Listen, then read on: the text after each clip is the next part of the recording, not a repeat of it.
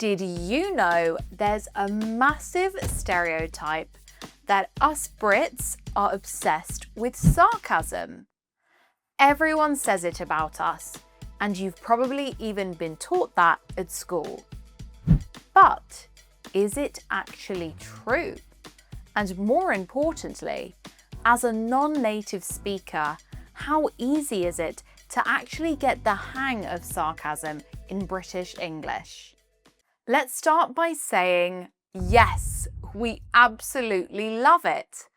But it's not just sarcasm. We're also big on puns, deadpan humour, and self-deprecation. Knowing how to navigate these and work them into your own vocabulary as a non-native speaker can be a bit of a challenge. In this video, I'm going to give you all the tools you need to get there. By the end, you'll have a spot-on understanding of how Brits use sarcasm and, better yet, how you can start using it yourself. Stick around for the last tool to really nail the delivery of your British jokes. We need to start with a national staple of British humour, puns, or as we often call them, a play on words. These are kind of considered by some to be dad humour, the sort of thing older people and fathers in particular are known for. It's the kind of joke where you say, "Ha ha, very funny," while rolling your eyes sarcastically.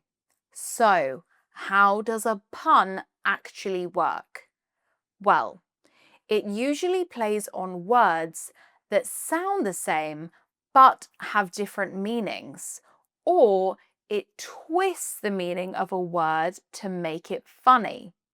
For example, I used to be a baker, but I couldn't make enough dough. The word dough can mean money, but it's also what we make bread from, so it has a double meaning here. Let's do another example.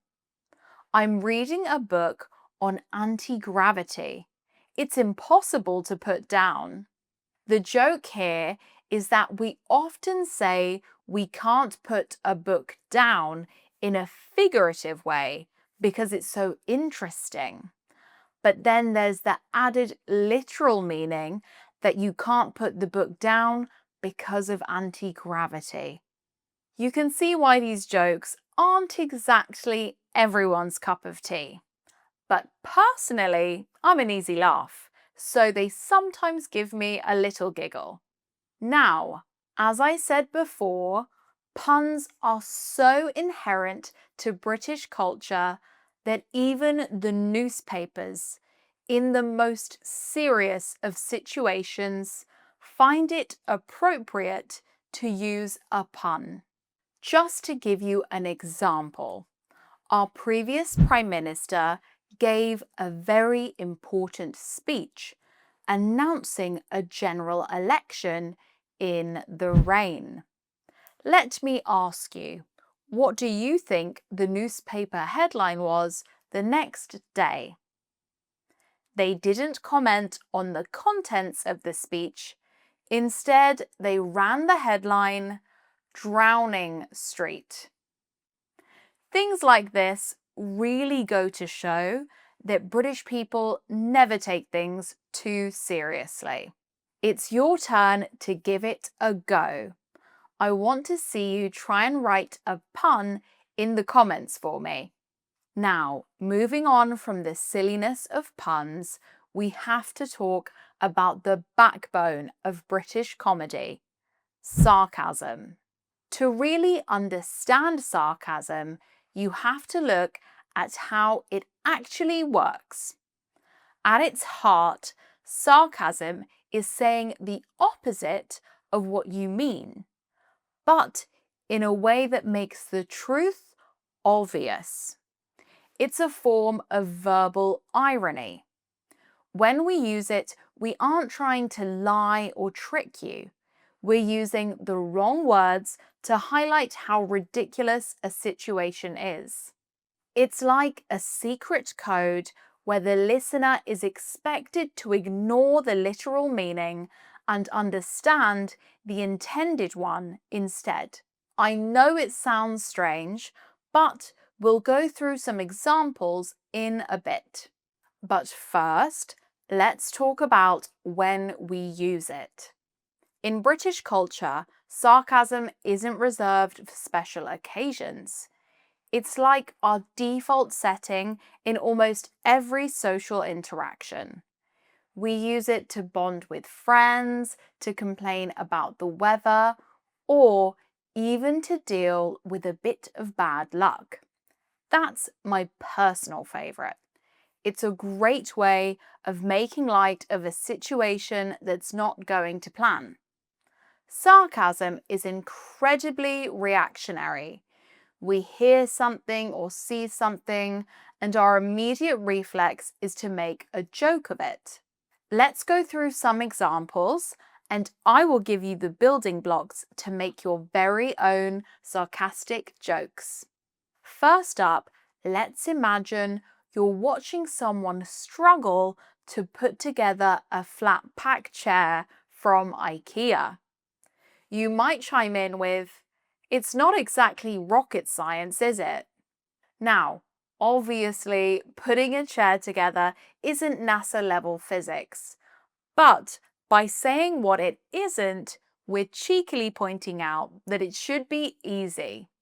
Now, let's say your best friend is trying to ask you what you think of the boy she fancies. You're trying to hold yourself back from saying something too mean, so you end up saying, "Well, he's not exactly Brad Pitt." As you can see, this phrase, "it's not exactly blank," is very versatile because you can slot almost anything into it to point out the obvious. You're basically taking a mundane situation and comparing it to an extreme version just to highlight the gap. To make your own, you just take a simple task or a regular person and compare them to the absolute pinnacle of intelligence or beauty. It's the perfect way to be a bit cheeky without being too direct. Then, of course, there's the classic British understatement, which is sarcasm's more subtle cousin. Imagine you're standing in the middle of a literal flood and your car is floating away down the high street. A Brit would probably just look at it and say, "Well, that's not ideal, is it?" The humour in this one comes from the fact that you're using a small reaction for a big disaster. You're basically taking a total catastrophe and describing it as if it's just a minor inconvenience. To make your own, just find the worst case scenario possible and label it with the mildest word you can think of. It's our way of acknowledging the world is ending without actually showing we're bothered by it. Now, we can't talk about British humour without mentioning an absolute cornerstone of our national identity: self-deprecation. Simply put, self-deprecation is when you intentionally talk negatively about yourself or point out your own flaws to make others laugh. For example, if I'm giving a presentation and I accidentally spill water all over my notes, I wouldn't try to hide it. I'd probably say, "Don't mind me, I'm just a complete walking disaster today." By calling myself a disaster, I'm pointing out my mistake before anyone else can. For non-natives, this can be a bit of a head scratcher. If you hear a Brit call themselves useless or a bit of a mess, Your instinct might be to feel sorry for us or try to comfort us, but please don't. We aren't actually asking for sympathy or reassurance. We're using self-mockery as a social tool to show that we don't take ourselves too seriously. In British culture, we find arrogance very off-putting. If you act like you're perfect, people will probably keep their distance. But by being the first person to admit you're a bit of a mess, you immediately become more relatable. It's our way of saying, I'm not perfect and you don't have to be either. Leading on from self-deprecation, we have dry humour.